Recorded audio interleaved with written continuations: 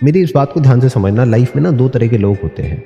एक होते हैं जिनको आप अपनी लाइफ की जो लॉन्ग टर्म विजन है उसमें कहीं पर देख रहे हो, दूसरे हैं जिनको नहीं देख रहे हो।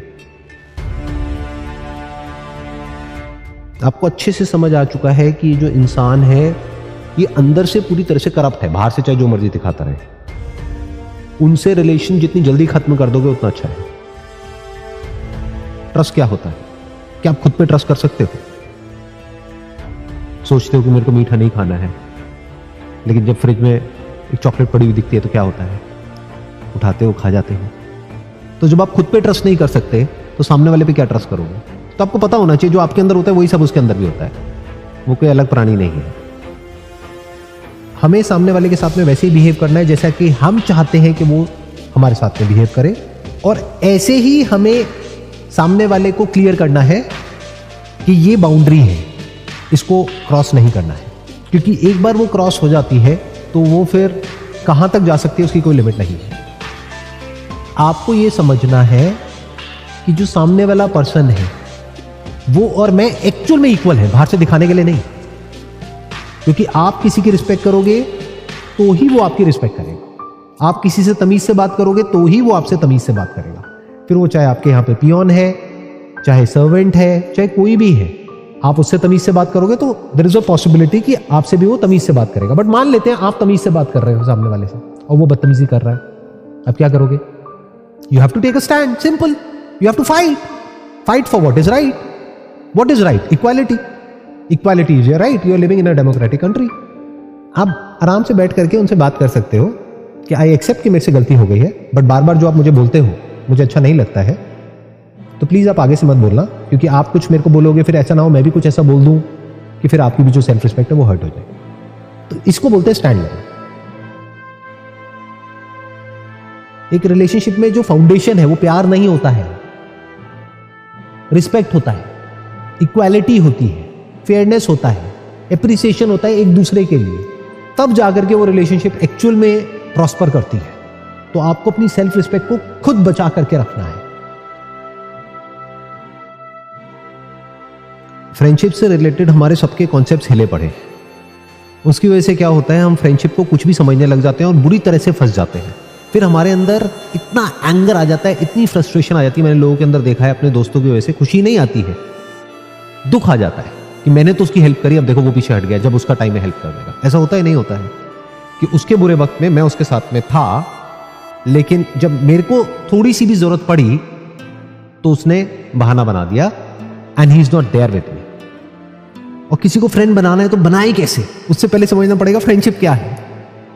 मेरी जो अंडरस्टैंडिंग है फ्रेंडशिप की वो ये है कि दो लोगों में कुछ कॉमन होना चाहिए जो दोनों चाहते हैं, और जब वो मिल जाता है उसको फ्रेंडशिप कहते हैं।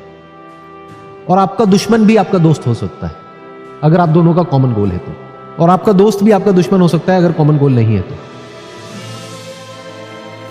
दुश्मन भी दोस्त हो सकते हैं। उसका भी एक एग्जांपल देता हूं। आप जंगल में खो गए हो, आपका सबसे बड़ा दुश्मन है आपके साथ में, लेकिन अगर आप सरवाइव करोगे तो मिल करके करोगे, नहीं तो दोनों मरोगे। हो गया ना दोस्त?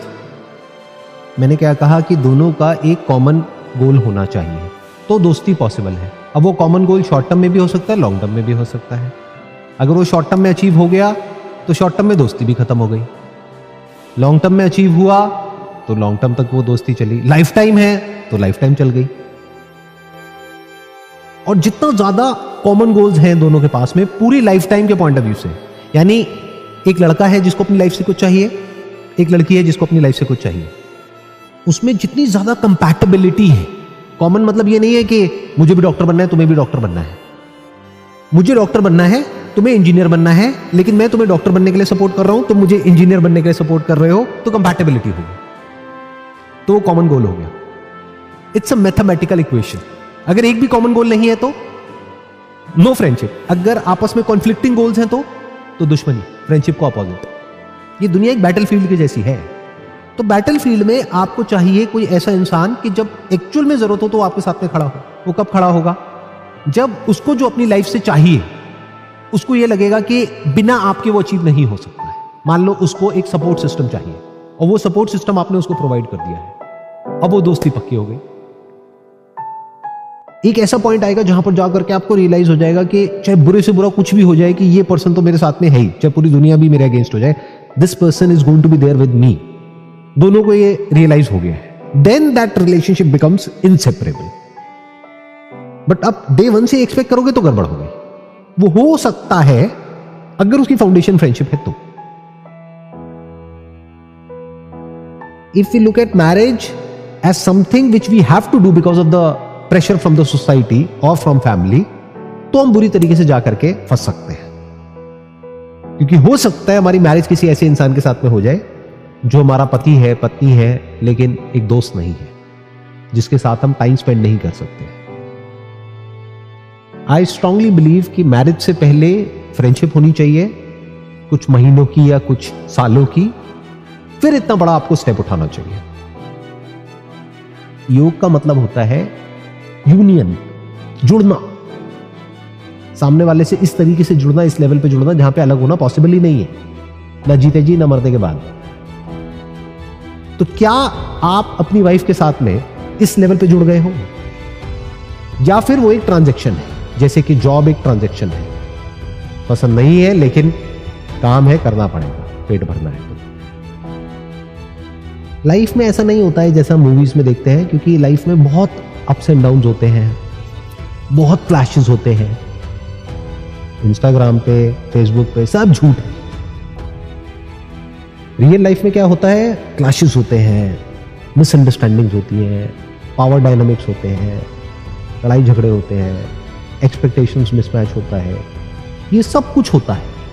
तो कभी भी इस एक्सपेक्टेशन के साथ में शादी नहीं करनी है किसी भी इंसान के साथ में कि सब कुछ बहुत बढ़िया होने वाला है।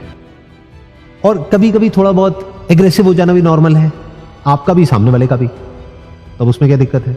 अगर आप सामने वाले से एक्सपेक्ट करो कि वो कभी एग्रेसिव ही नहीं होगा या नहीं होगी, गड़बड़ हो गई। उसका कभी मूड खराब ही नहीं होगा, गड़बड़ हो गई, मूड स्विंग्स ही नहीं होंगे। तो पहले खुद को समझ लो।